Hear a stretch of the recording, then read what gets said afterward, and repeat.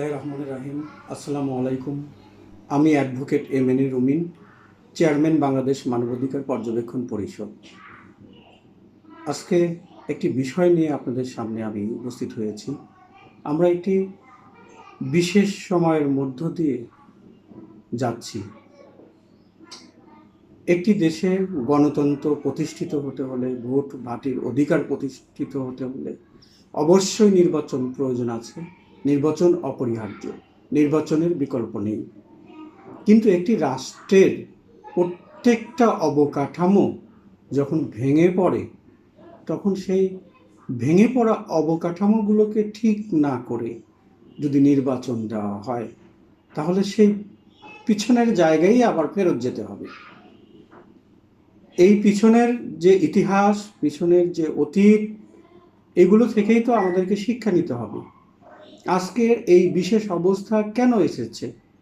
আজকে এত সংস্কার সংস্কার আর সংস্কার কেন এগুলোর প্রয়োজন হলো?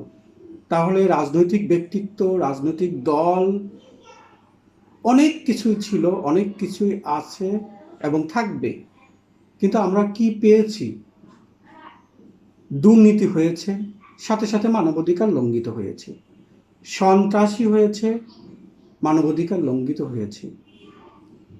মানুষের স্বাভাবিক মৃত্যুর নিশ্চয়তা,